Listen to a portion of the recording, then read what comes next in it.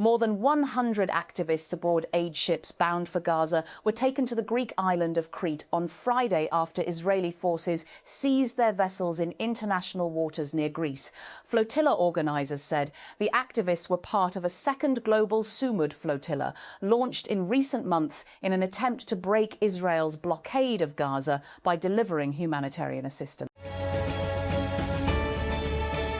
Prime Minister Shahbaz Sharif on Friday directed that an effective regulatory system for virtual assets in line with international standards should be operationalised as soon as possible. The remarks came as PM Shahbaz met with State Minister and Pakistan Virtual Assets Regulatory Authority, PIRVARA, Chairman Bilal bin Saqib in Lahore, according to a handout by the Prime Minister's office, PMO. When Indonesia's Finance Minister Purbaya Yudi Sadewa floated the idea last week of charging a toll for vessels passing through the Strait of Malacca, inspired by Iran's moves in the Strait of Hormuz, it set off alarm bells among insurers and Asian importers. While Indonesia quickly walked back the suggestion, it underscored a growing reality. Analysts say what was once a rules-based order governing maritime navigation is becoming a more dangerous, expensive and, above all, politicised business. Donald Trump has, over the past 48 hours, said that he is considering withdrawing American troops stationed in Germany, Italy and Spain amid mounting tensions with European nations over their criticism of his handling of the war with Iran.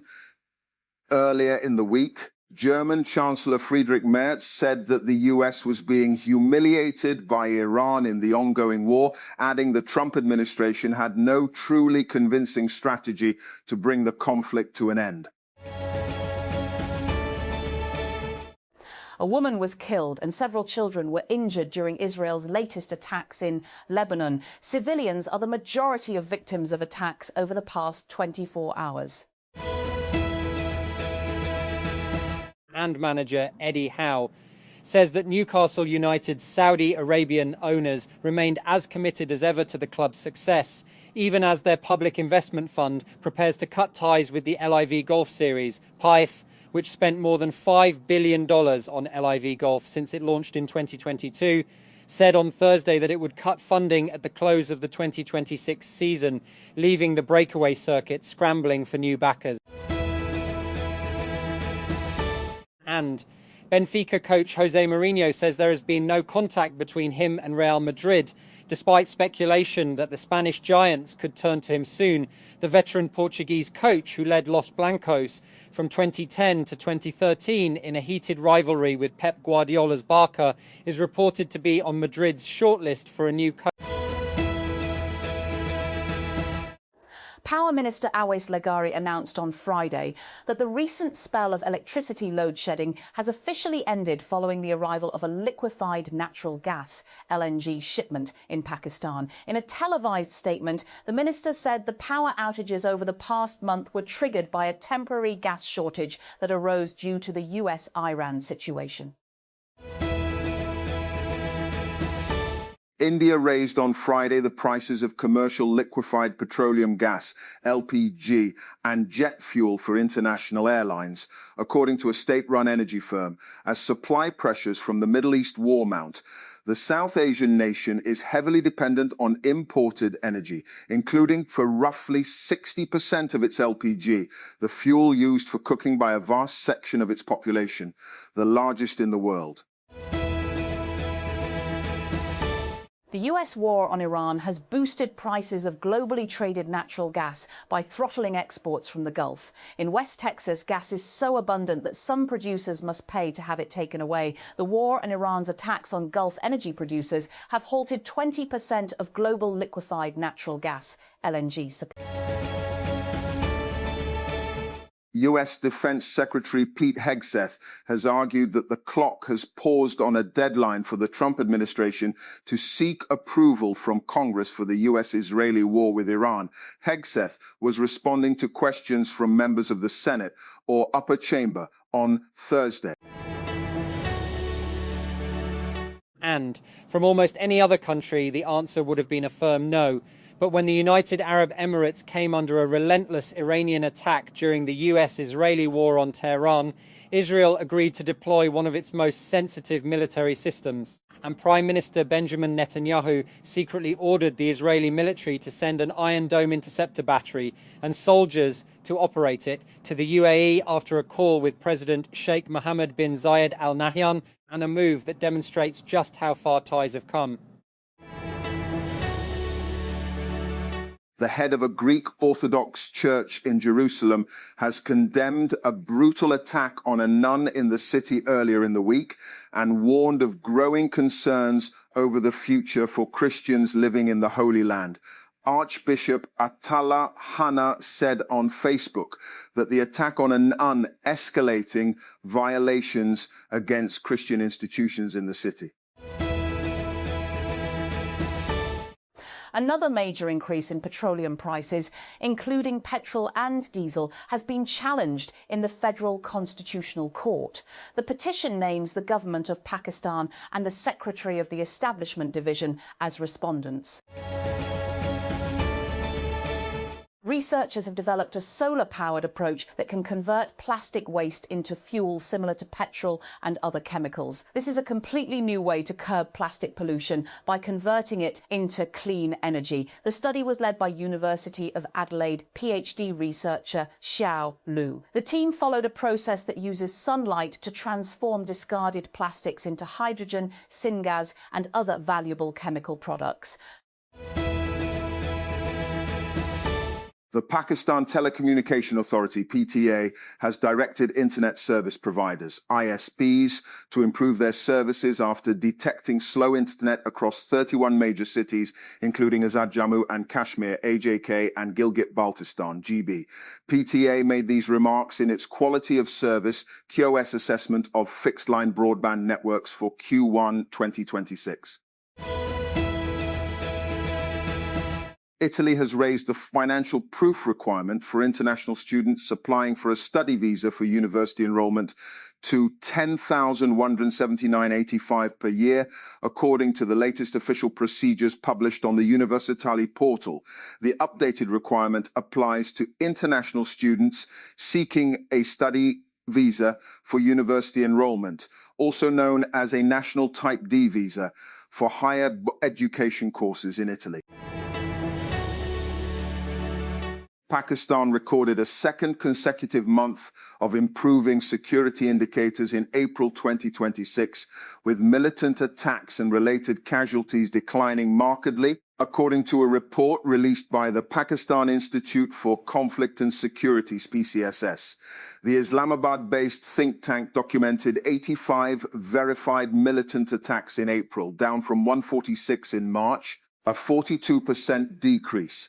As per the data, fatalities resulting from militant attacks fell from 106 in March to 60 in April, continuing a downward trend that began the previous month, when overall combat-related deaths dropped by 35%. Islamabad, a private citizen has approached the Federal Constitution Court, FCC, seeking relief against the recent increase in petrol and diesel prices. It emerged on Friday. The government on Thursday raised petrol and diesel prices while simultaneously extending fuel subsidies for motorcyclists and the transport sector, seeking to cushion the impact of rising global oil costs on vulnerable consumers. More than 160 activists on board aid ships forming a flotilla bound for Gaza have been taken to the Greek island of Crete after Israeli forces seized their vessels in international waters near Greece earlier this week. Freedom Flotilla organizers have said the organizers told the Reuters news agency on Friday that 168 members of the flotilla crew had been taken to Crete, while 2 activists remained with Israeli authorities. And after being harried by complaints that its search function needed improving, Reddit has in the last few years invested in its search engine and has even added AI features to help its users find what they're looking for. And it appears that investment is finally paying off. The company has seen a 30% year-on-year jump in the number of people using search every week, CEO Steve Huffman said on Thursday. and. Huffman noted that search has been one of the major drivers of user acquisition and retention for the platform. The Punjab government has launched the Rahmat Card programme to provide financial assistance to widows and orphan families across the province. Under the programme, 50,000 deserving families will receive support. Widows will get Rs 1 lakh, while orphan families will also receive 1 lakh per family. Free public transport in Punjab will remain operational for another month. However, the final decision will be taken by Chief Minister Maryam Nawaz. According to official sources, Chief Minister Maryam Nawaz has called a meeting in this regard on Monday for the final decision. The Pakistan Meteorological Department has predicted dust storms, thunderstorms and rain in the upper and central parts of the country from the night of May 2 to May 4. According to the Met Office, a fresh westerly wave is likely to enter the northwestern parts of Pakistan on the evening of May 2. The system is expected to affect the upper parts of the country until the morning of May 5. Rain could affect the PSL 11 final at Gaddafi Stadium, Lahore on Sunday, May 3, as the Pakistan Meteorological Department has predicted rain, dust storms and thunderstorms in parts of Punjab and rest of the country from May 2 to May 4. Peshawar Zalmi have already qualified for the final. They will face the winner of tonight's match between Islamabad United and Hyderabad Kingsmen. And Islamabad. Power Minister Awais Lagari on Friday declared the end of a month-long load-shedding period after a shipment of liquefied natural gas, LNG, arrived in Pakistan a day earlier. The Power Minister made the announcement in a recorded televised message, saying that the recent power outages were caused by a gas shortage linked to the war between the US and Iran and were not the result of incompetence or system failure. Islamabad. The Federal Constitutional Court, FCC, has ruled that the customary practice of nominating or recognising a chieftain Sardar by members of a tribe does not vest such an individual with the legal authority to attest local certificates, domicile certificates or computerised national identity card, CNC applications. The observations came while rejecting a petition filed by a self-proclaimed tribal chieftain seeking his recognition as the Sardar of the Karoti tribe. Lindsay Foreman says she is keeping sane by reading, doing laps of the prison yard, and when she can, practicing yoga. Exercise, she says, has always been her salvation. But after 16 months in jail in Iran, Lindsay admits she is struggling. Brazil's Congress has overturned a veto of a bill that would dramatically reduce former President Jair Bolsonaro's prison sentence for plotting a coup after he lost the last election.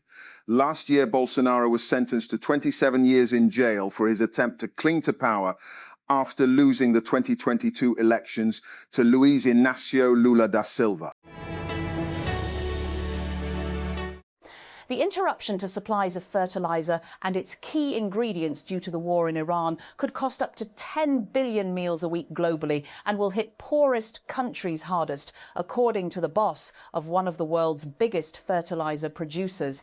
Svein Tore Holster, chief executive of Yara, told the BBC that hostilities in the Gulf, which have blocked shipping through the Strait of Hormuz, are jeopardising global food production.